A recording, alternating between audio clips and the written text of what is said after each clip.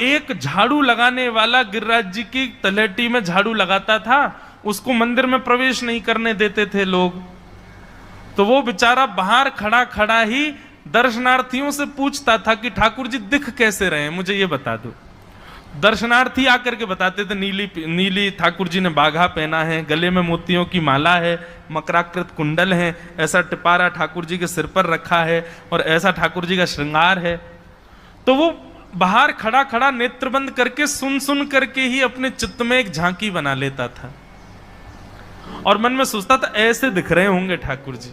पर रोज प्रार्थना करता था, नाथ मुझे लगता है इस जन्म में तो आप मुझे कभी नहीं दिखोगे, भगवान इस जन्म में तो मैं आपके योग्य नहीं हूं, पर मेरे पर बस इतनी कृपा कर दो कि अगला जन्म मुझे दीजिएगा तो कुछ नहीं तो चेंटी बना देना, तो चेंटी बन करके मैं आपके 56 भोग में ही आ जाऊंगा, भीतर आके आपका दर्शन कर लूंगा, लेकिन मुझ पर अनुग्रह कर देना।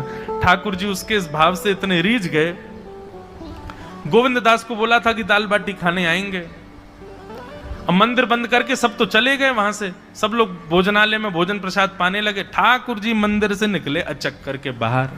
जैसे ही बाहर निकल करके आए तो गिरिराज पर्वत के नीचे ही वही झाड़ू लगाने वाला उन नेत्रों से आंसू बह रहे थे, ठाकुर जी का चिंतन कर रहा था, आज ठाकुर जी ऐसे दिख रहे हैं। उसने जैसे ही नेत्र उठा करके ऊपर देखा तो नीला बाघा पहना है, मोतियों की माला पहनी है, मकराकृत कुंडल पहना है, चांदी का मुकुट चमक रहा है मस्तिष्क पर, ठाकुर जी के केश घुंघराले लहरा रहे हैं और ठाकुर जी अपना एक पाम हाथ में पकड़ करके और एक पैर पर लंगड़ी जैसे खेलते हैं ऐसे ठाकुर जी कूद रहे हैं यहां से वहां। नीचे से झाड़ू लगाने वाले लिखे, अरे ऐसा पुरुष तो मैंने जीवन में कभी नहीं देखा, ये कैसा पुरुष है। नीचे से ही ठाकुर जी को देखने लगा। अब स्वरूप उसको पता था तो उसने कही ये जरूर ठाकुर जी होंगे, वहीं से प्रणाम करें। ठाकुर जी बोले प्रणाम कर रहा हूं, दारी के जल्दी ऊपर आ, कांटो लगो मेरे पाम में, या को निकार। बोलने लगा, बोले मैं ऊपर नहीं आ सकता, गुसाई जी मारेंगे, सब लोग डांटेंगे मुझे। अरे नहीं गुसाई जी ऐसा कुछ ना के, ये सब तो बाहर के लोगों ने नियम बना दिए, मैं तो सबसे मिलूं, तू आजा जल्दी ऊपर।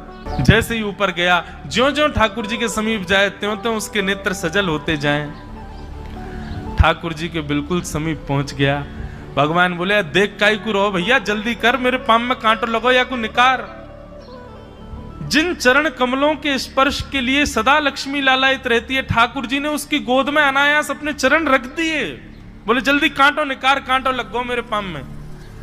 अब वो ठाकुर जी के सुंदर तलवों को अपने हाथ से ऐसे देख रहा है, ढूंढ रहा है कहां कांटा लगा है, कहीं उसको कांटा मिल गया। अब इतने कोमल चरण ठाकुर जी के, उसके नेत्रों से आंसू भी गिरते जा रहे हैं।